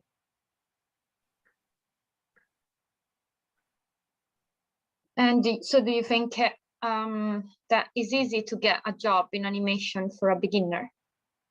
It's easier now than it used to be. I'll say that.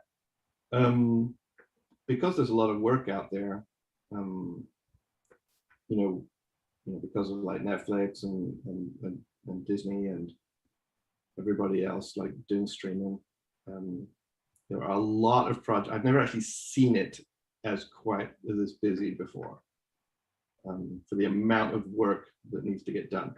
So there is that, which is really nice for, you know, for people trying to get into the industry, is that if you can show that you can do it, you know, that's obviously a prerequisite. You got to show that you can actually do it, and that you have some talent. And do you think there is any? It's much easier to get a job now than it's been for a long time. And do you think there is any age limit? Because someone is asking if 40 is too old to get into animation as a career. I'm a graphic designer and illustrator looking to change. No, I don't think there's a really a barrier to age limit. I don't think that at all. You've just got to show that you can do it.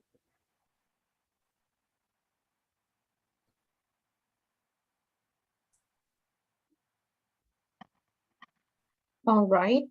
What time is it? I got 20 minutes. Oh my God, I got 20 minutes. Yeah, Okay. that's if I you know want, what- I can stop asking questions.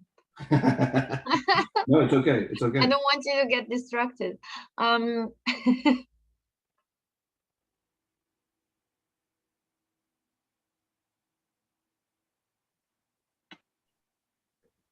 Yeah, more questions would be good. Okay, so let's see.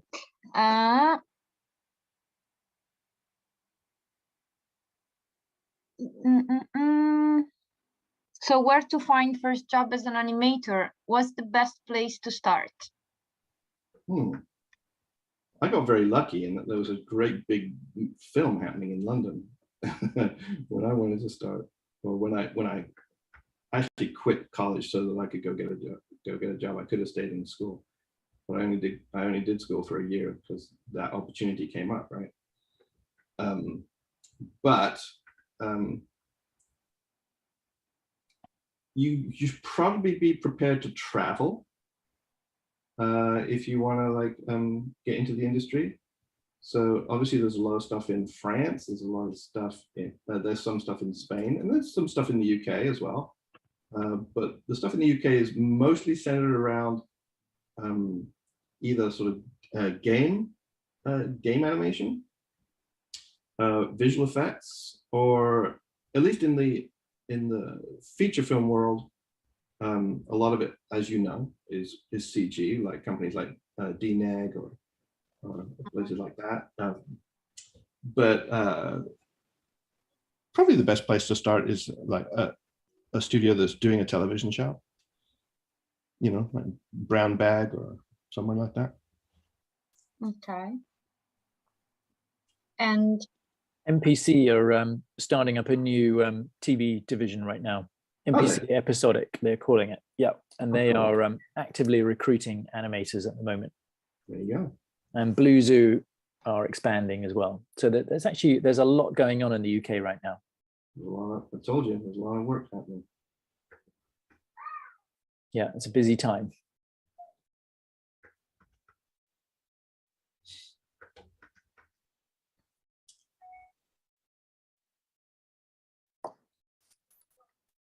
Which questions have you covered, Antonella? well, 48 so far. You can see them in answer. Guys, please drop your question in the Q&A because it's just make our life easier. If you still have question, there are still open 30. Oh, I see. So if I go to the open, okay. You want to take it from here? Yeah. Sure. Why not? It's all right. Okay. Sorry, I have to put my kids to bed. So Melissa asks, hello, James. I wonder what books on animation have been your greatest companions and most helpful? So this is probably an easy one. Yeah, didn't we went over this, right? Oh, you've done that one. Okay. Well, it was definitely the Illusion of Life was like my first like entry into like learning from books. That was the one I kind of saved up for, and you know, went into London and went to go buy it. Yeah. You know. Yeah, the Illusion of Life. Although it's easy to get lost in all the sort of stories. Yeah. What's the big bookshop on Charing Cross Road? What's it? Bookshop? Still have bookshops. Oh yeah, I know. Maybe it doesn't exist anymore. I don't know. There certainly used to be lots. Yeah. Ben Kerner asks, do you have advice for animating 2 or more characters interacting in the same shot? Yeah, remember that the audience can only look at one of them at a time. Yes. You can only look at one thing at a time. So, you know, a great example of how to control this would be like looking at Shere Khan and Kaa the snake talking to each other in the Jungle Book. It's sort of a masterclass at like how to control that tennis match between 2 characters where one is not moving very much while the other one is doing their thing, and vice versa. So that you are leading the audience's eye around the screen Now, obviously, there's going to be moments where you do two characters together who are both very active, like they're fighting or they're dancing or stuff like that. In which sense they're almost like one character. It's sort of a. But when they're just talking to each other, and you want to see their expressions change, and you want to see their attitudes, you have to learn how to calm down the person that's not speaking, or calm down the person that's the character that you don't want the audience to look at. Really, that's the trick to it. Yes, I'd say that's one of the most common mistakes people make when they first animate a two-shot, is have both characters performing at the same time. Right. Exactly. And, as you say, you can't look. The audience can't look in two places at once. Right. I'm gonna just cram in a few drawings in here, and then we'll press play at the end of the thing. Do we have like a hard out where like everyone has to suddenly disappear? If I went a couple of minutes over, is that all right? I don't know. That's an Antonella question. Well, it's being recorded, right? I mean, actually, Antonella is the one I should really ask. Is there a hard out for you, Antonella? Oh, Antonella may have gone away. No, I'm here. Sorry, but I cannot. As far as I know, we don't want we want to release you as well. We don't want. Well, see, here's the thing. I don't have a meeting after this, so I can keep going. But I just want to know, like, if people are going to start turning into pumpkins or whatever. Well, let's aim to be finished at. We shall aim, and then if we run over a minute or two, that'd be fine. Here's an interesting question from Natalia, who asks if there is a daily quota for animators at your studio. No, that's not consistent, because we're making so many different things at so many different budget points that there is no one animation quota. But like I said before, it's pretty common on like the really high budget features for it's usually a weekly quota than a daily quota. Yeah. So on the really high budget features, there'll be like 3 seconds a week, something like that.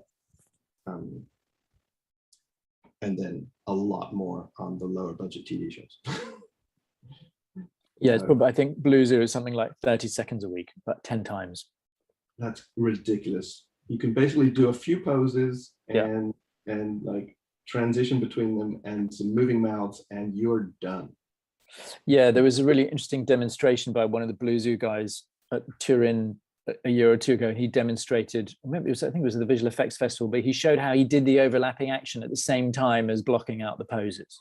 Right. Because there wasn't time to do an overlap pass. Right. You had to do it all at the same time, which I didn't understand how he did it. I wouldn't be able to do that. That is a lot. That's a lot of thinking ahead, right there. It is a lot of thinking ahead. Yeah. But yeah, Natalia, it's sort of 3 to 5 seconds on a feature, on a high-end feature, and then like 30 seconds on a TV series. I gotta say, I don't agree with it. I mean, I it's true, but I don't agree with that. It's that I think that's too much for anyone to do anything like meaningful. Anyway, here's an interesting question from Jenna Whitnell. How much do the voice actors and the musical scores influence the animation of the characters in a film? Do you get exposed to what these are going to be in advance in order to develop the look of a character? So you've been a lead animator on many characters. So if it's a musical film, then yes, you get to hear the musical numbers, at least, if not all the incidental score. You'll get to hear the musical numbers, obviously, because you have to animate to the musicals. If you're doing a musical and you have to do song sequences, then you get that first. And again, it depends on what kind of show you're working on. If it's like a high budget feature, you might get access to the actor a little bit, or at least you'll get access to like having filmed the recording session, so that you can see what the actor has brought to it. If you're very, very lucky, you might actually get to talk to them about like the character and your desires for it, as well as the and you can actually talk about it as a complete character. but that's super rare. I've actually only gotten to do that like a handful of times. Actually got to talk to the voice actor and discuss the character with them. Who did the voice for Tulio? Kevin Kline. Kevin Kline. And did you get to attend Yeah. the recording session and do some Yeah, drawings? I talked to Kevin Kline. They were doing recording sessions together, so him and Kenneth Branagh were actually doing sessions together, which is unusual. Yes. But yeah. And did you draw them while they were doing the? No. No. I once got to do that on Quest for Camelot, which was not a great film, but I got to do the villain Ruba, and I got to go to the recording session and draw Gary Oldman doing the lines. Yeah. And I was actually able to use my thumbnails in the animation, which actually really helped later on. That is a great help. But it was very unusual and it's never happened before or since. Right. Yeah, to varying degrees. And then on a TV show, no, not really at all. No. No.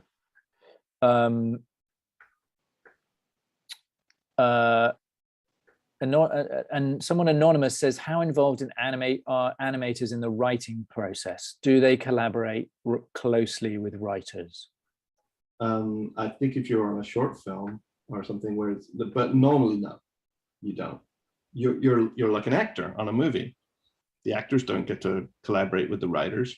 Or if you're in a live action movie, if you're an actor, you get to show up and you perform the script, at the direction of the director. So in that regard, it's very similar to being, kind of like a live action actor in that regard, where you are. That's your job.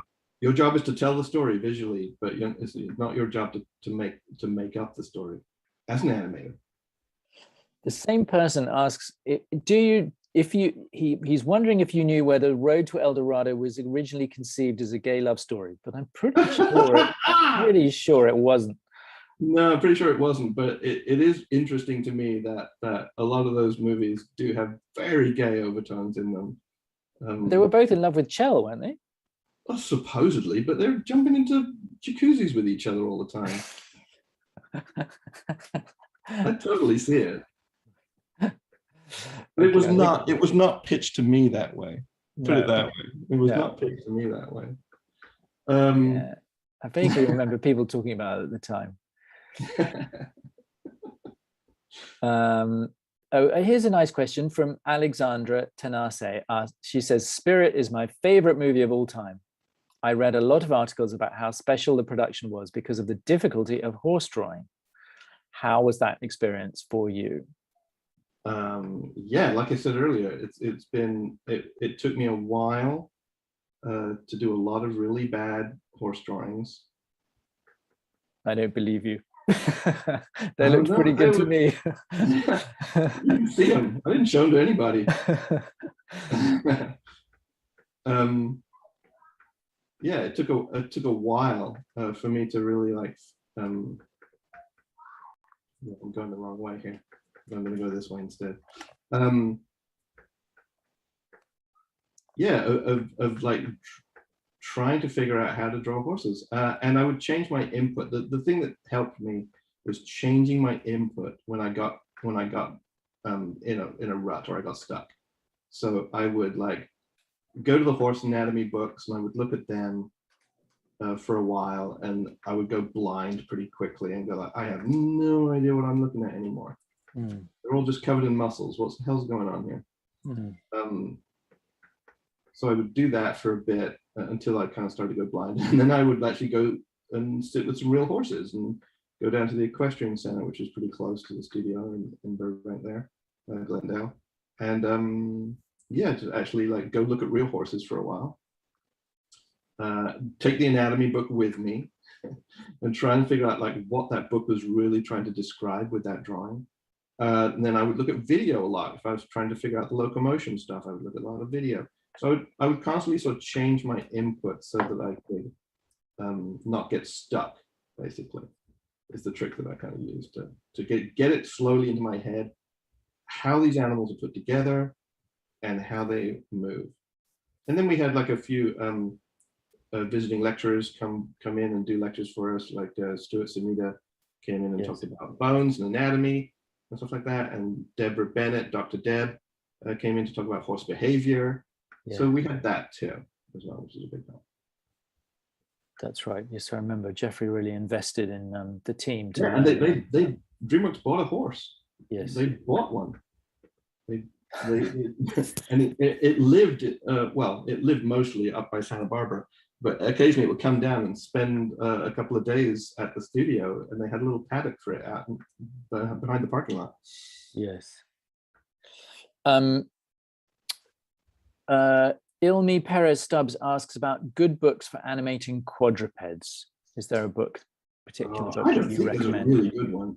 I gotta say, I don't. Maybe we should write one. I actually don't think it's a really great one. I mean, Animator Survival Kit has a little part about it, animating quadrupeds in it, but it doesn't go into the sort of detail that you really need if you're going to do everything about quadrupeds, like learning how to change gait, learning how to changing lead, all the things that quadrupeds do when they move around. It kind of covers some basic cycle stuff. Yeah, it's tough, isn't it? I mean, I actually use there's stuff from Spirit when I'm teaching quadruped locomotion, particularly obviously horses. I still use those. Right. Still refer to those materials. Yeah. And the stuff I kept from Lion King. Yeah. Do you want me to do a quadruped lecture for you? That'd be great. I've got a lot of stuff. We'd love it. Yeah. You want to learn how to animate? I've got like particularly transitions. I always find transitions. Oh yeah, they're fun. They are fun. For me, it's always about getting into and out of a trot. It's not about going faster or slower. Yeah. My rule of thumb is like getting into a trot, back legs do their thing first. Yeah. Out of a trot, front legs do their thing first. Yeah. But yeah, that's kind of like. But yeah, that's there isn't, as far as I know. I mean, obviously there's My Bridge, but it's pretty old stuff. Yeah, My Bridge is fine, but you have to realize that those are not taken with a film camera, so that they are going to be. They're really amazing for seeing like where the different parts of the body are at different times, but they're not accurate in terms of like being at a 24th of a second. Here's a nice question from Rebecca Lee. She asks, how much creative freedom do you find you have in animating when you're working for a company? Do you still feel like you can inject yourself and your own creativity into the work? Yeah, sure. To varying degrees. Yeah, like depending on what you want. I will actually go back to that question a little bit, like how much do you like have control over the writing? If you want to be a story artist, you've got a lot more control over what happens than if you're an animator. So if you want to do that, go be a story artist. Yes, yes. No, I agree. And someone else actually asks, Jonathan Gentle asks, what advice would you give to someone who wants to write for animation? Which of course, that's a completely different job, really. I think just keep it in mind how visual a medium animation can be, and that animation covers all sorts of things, right? You can do things in animation that you can do in live action, no problem. I mean, Miyazaki's movies could be made in live action, technically, but they wouldn't feel the same. They wouldn't feel that way. And then there are things which are really kind of like, oh, you can only really animate this. I think, stuff like Tom and Jerry or whatever, if you actually put a live action cat and a live action mouse, that's not going to work. And the thing about Tom and Jerry or something is that it's almost impossible to write a script for a Tom and Jerry cartoon. Well, what would that look like? So I think to bear in mind that animation can be incredibly visual, and to give it the chance, or give it the opportunities that the medium needs sometimes while you're writing it to explore itself visually. If that makes sense at all, if you're going to write for animation. Logan Finnegan asks, is there anything you wish you were taught before you entered the industry? There's things I learned along the way for sure about just trying to be collaborative. Yeah. And realizing this is a team, this has to be a team sport. Yeah. You know, there's no way to make an animated project of any complexity by yourself. So you're going to have to collaborate with people. Which can be hard. To get something done, which is hard, especially when you're all artists and you all want to say something. Yes. Yeah. It's difficult. Yeah. Yeah. That's why we do tons of group work at Escape Studios for exactly that reason. Yeah. So all the you get through all the tears and tantrums before you graduate. Yeah. Find out just how tough it is.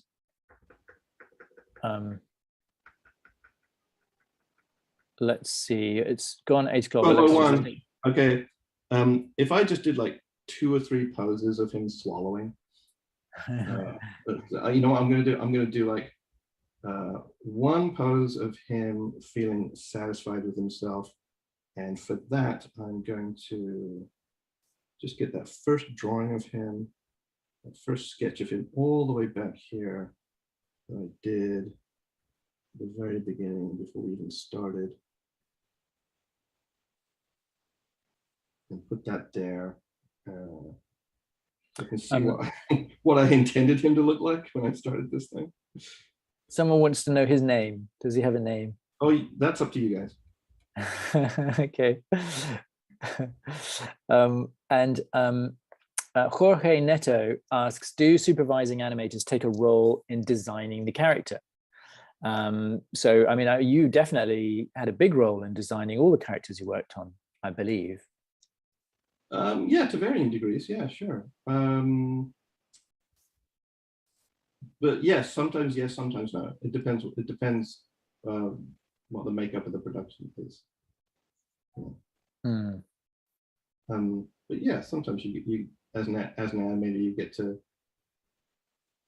help design the characters, doing that sort of final version of them. Certainly the final version. Yeah. Yeah. Yeah. Yeah. But yeah, that's one that kind of depends a bit. I'm going to actually just stick his hands down straight. I think it's funnier.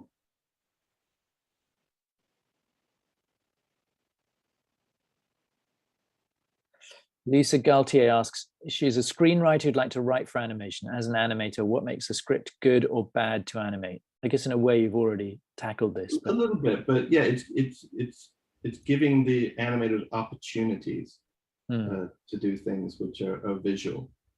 Yeah, not just talking heads, right? Yeah. I mean, there are shows which are animated, which are largely talking heads, but they are, you know, they're like that, and they rely on that in their writing, or in their presentation. They just rely on that fact that they are talking heads, and they operate. Particularly TV, right?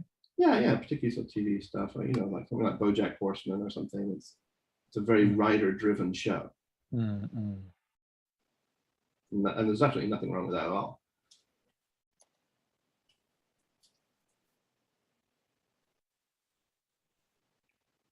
So I guess there's a difference between writing for TV and writing for features. Yeah. Let's see. Jake Lee asks, what was the transition like moving from Disney to DreamWorks? Oh, yeah, I just really enjoyed meeting all the new animators that I was wanting to work with.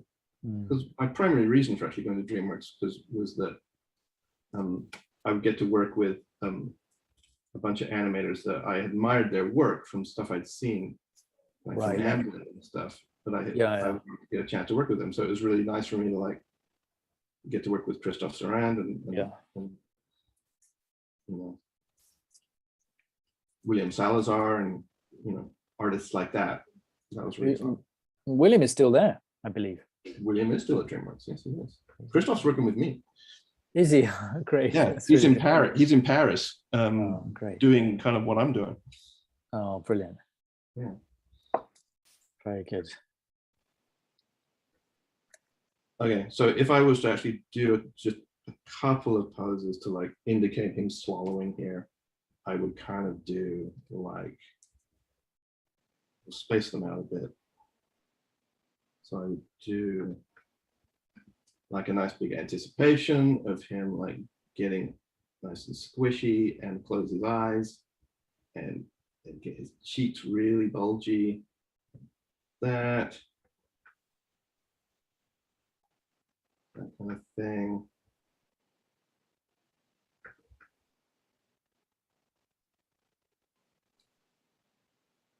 And then I would do one where he's like super up here and extended. And like you can really see like the thing going down his throat. And he does a big gulp. And we'll get to see his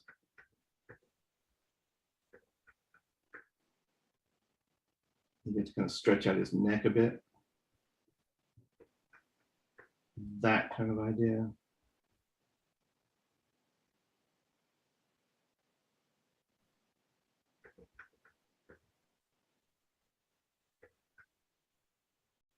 Get this kind of idea into his pose. Get his arms really far down, so stretched out like that. Super scribbly, gulp, and then he would like go into this final pose. So let's do that one for like frames, 12 frames. Then he would go into this last one.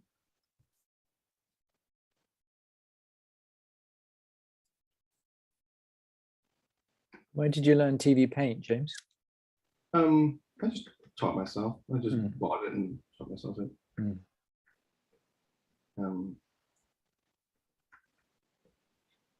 Yeah, like I said, I like it. It's pretty intuitive. Yeah. Yeah. If you've done like Photoshop or anything, or so all these programs are pretty much just variations on a theme. And Anonymous asks what it was like running your own studio, and would you do it again? Right. Would I do it again? Well, I guess it's not out of the question. I hadn't thought about doing it again. But yeah, I learned a whole lot doing that for sure. Mostly about everything except animating. I was going to say, learned a lot about employing artists, I'm sure. Yeah, exactly. Yeah, I learned about how to do that part of it. It made me a better employee, I think, later on. I know what you mean. You have a lot more respect for the like studio production side of things, and like, you know, how kind of thankless and hard that is. Yes, and how many problems you don't have to deal with when you're just an artist sitting at your desk. Exactly. Yeah. I learned a lot about that, so that was really great. Yes, it gives you a lot more sympathy for your employer. Exactly. Well, all right, I think I'm going to press play. This is going to get rid of that. Get rid of that. Let's actually just frame through it one more time to see how it's going. It comes in. It goes. Chom. Pick it up. Oh, I'm going to get rid of that. Right on that frame right there. Let's get rid of the sandwich.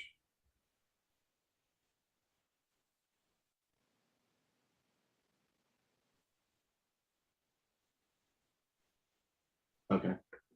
Picks it up. Goes. Chews it a couple of times and then swallows. Yeah. Super scribbly. First pass. Let's see what it looks like.